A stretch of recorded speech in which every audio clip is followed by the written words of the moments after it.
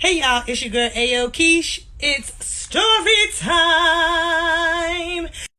Okay, so like I told y'all in my last story time, I used to club a lot. And being that I used to club a lot, it was a lot of times I used to go out by myself. And I used to meet girls at the club that used to be just like my going out buddies. Like, we wasn't like, ooh, girl, let me tell you the latest tea type friends. But, you know, when I wanted to go out and my day ones wasn't available to go out because, you know, they had kids and stuff like that, I would call my going out buddies and we would go out.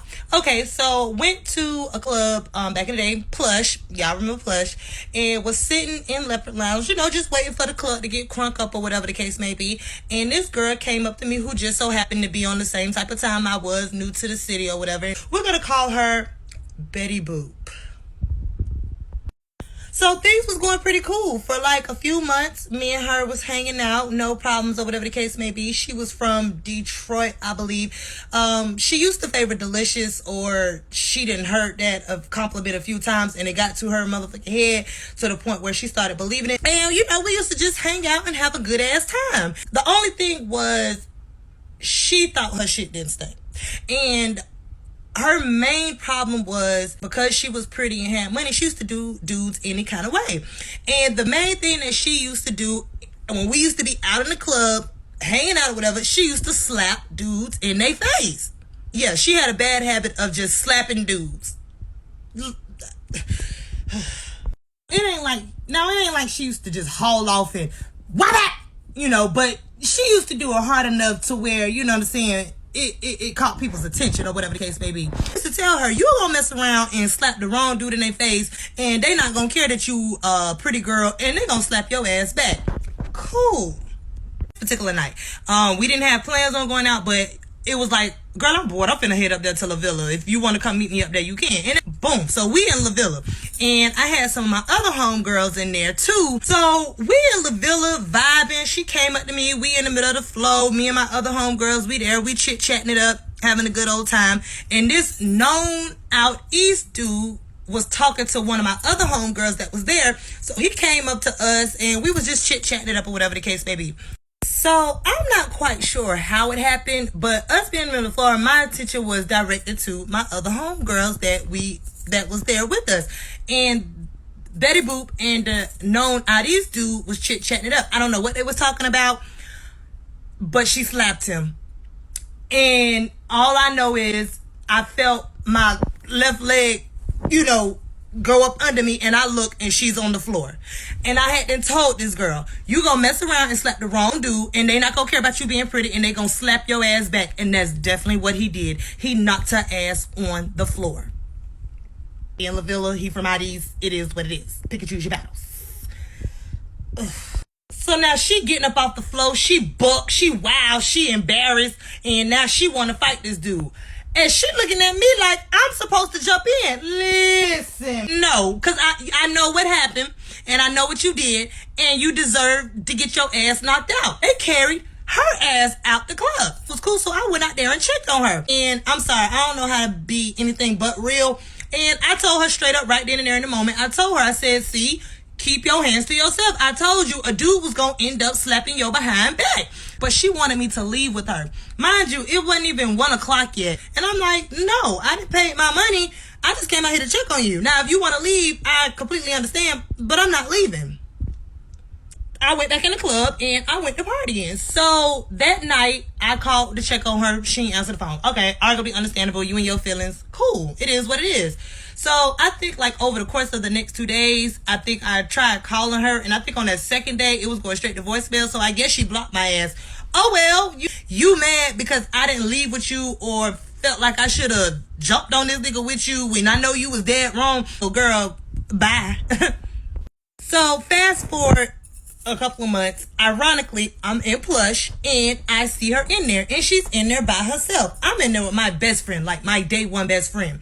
And she comes up to me on some, hey girl, how you been? Da da da da. And let's just call my sneaky link Pied Piper. She was like, have you talked to your Pied Piper lately? And I was like, no, but I thought it was also strange that you asking me about him or whatever the case may be. Just after that night of everything that happened, I guess she felt some type of way, and she reached in her whole bag and she found my sneaky link, got in contact with him, and she slept with him. She pulled a whole move and she slept with him. And you clearly came up to me just to tell me that. So my A1, she ready to beat her ass. Like, she like, girl, why you let her walk? Because I was like, oh, okay, good for you. You got slutted out. How does that feel? So, I immediately called my sneaky link because that's who owed me the loyalty. And I was still dealing with him. And not one time did you tell me that that went down. So I made him stop messing with her. And I'm not going to say what I did, but I made him embarrass her. And at that point, she was reaching out to me then because she felt real embarrassed. I'm not going to say what I made him do, but yeah, let's just say, and did.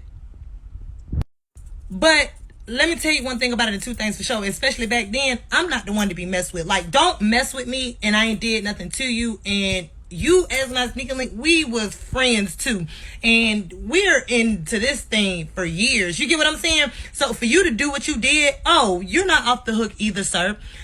I cut him off.